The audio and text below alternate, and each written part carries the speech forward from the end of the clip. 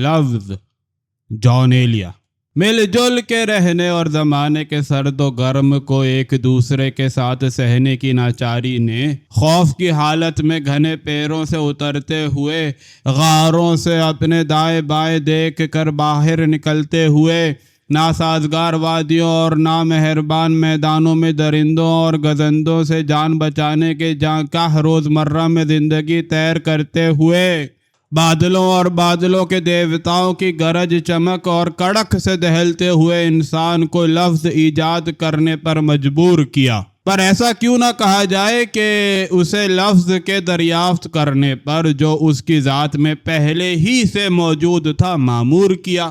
وجود کی ہیبت ناک تنہائی میں لفظ ادا کرنے اور کبھی آپ ہی آپ بولنے اور بڑبڑانے کا مطلب ہے ایک انسان کا اس گمان کی آسائش میں سانس لینا کہ میں دو ہوں، ایک میں اور ایک میری آواز، اور میں اس ٹیلے، اس تالاب، اس جنگل، اس سوانے اور اس ٹیکری تک موجود ہوں جہاں تک میری آواز جاتی ہے، اور آواز کی اس نزدیکی اور دوری میں کوئی شنوائی ضروری ہوگی، کوئی ایک شنوائی یا کئی شنوائیاں جن کی آواز میری آواز کا ساتھ دے گی۔ وہ بکھرے ہوئے تھے اور لفظ نے انہیں اکٹھا کیا۔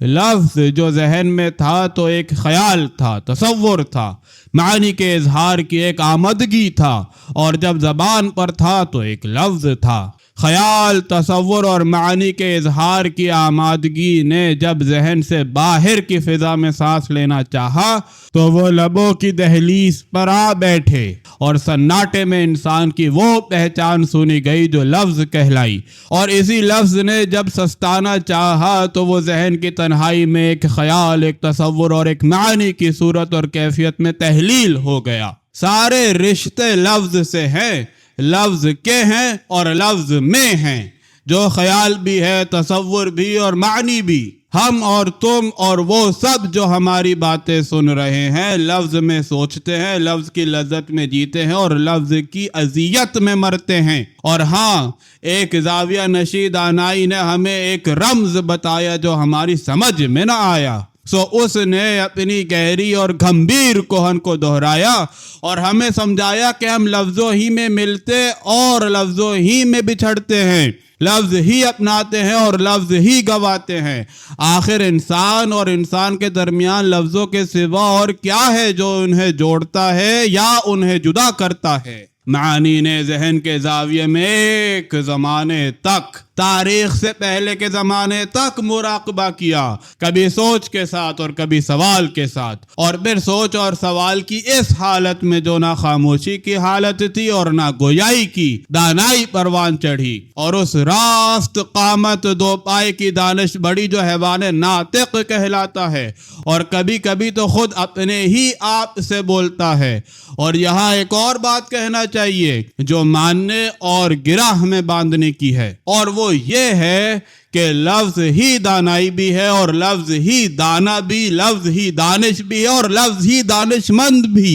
شے ہو یا شخص اور مشہود ہو یا شاہد، جو کچھ بھی ہے اور جو بھی ہے وہ لفظ ہے، کلمہ ہے۔ یوں سمجھنا چاہیے کہ وجود اور تمام تر وجود ایک کتاب ہے جس کا نہ اول ہمارے اور تمہارے سامنے ہے اور نہ آخر، اور خود ہم اور وہ سب کچھ جو ہمارے سوا ہے وہ لفظ ہے، اور لفظ ہی معنی بھی ہے۔ مگر یہاں جو حقیقت جاننے کی ہے وہ یہ ہے کہ لفظ و معنی کا حساب صرف ایک ہی موجود کو دینا ہے، اور وہ انسان ہے۔ اب ہم ایک دوسرے کے بہت نزدیک آ کر بات کرتے ہیں۔ وہ بات کیا ہے کہنے والے؟ وہ بات کیا ہے؟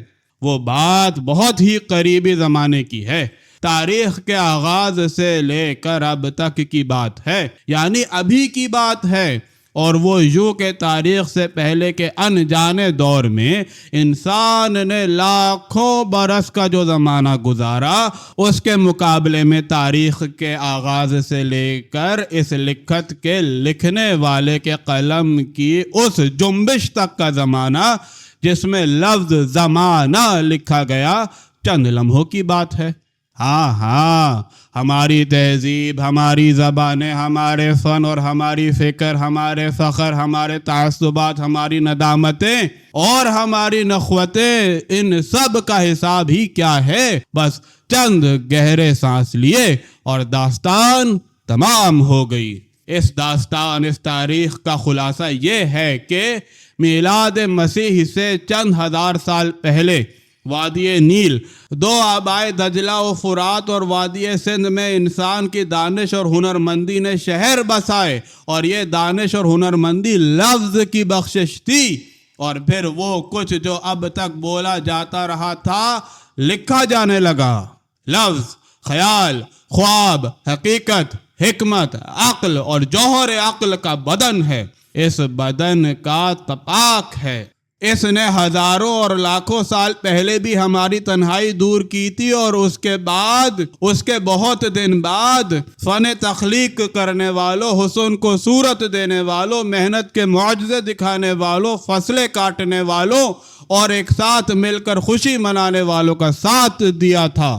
سو ہمیں آج بھی لفظ سے وہی کام لینا چاہیے جو کام ہم نے اس وقت لیا تھا جب ہم بے رحم فطرت کے مقابل اپنے آپ کو بچانے اور آگے بڑھنے کی ہمت شکن مگر مسلسل جد و جہد میں لگے ہوئے تھے۔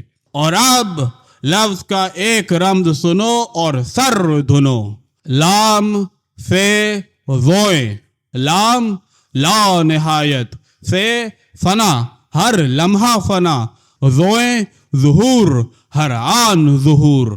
سو یہ ہے لفظ، اور یہی وجود ہے، اور یہی یونانی حکیم ہرقلیتس کی زبان میں لوگوس ہے، عظیم الشان لوگوس۔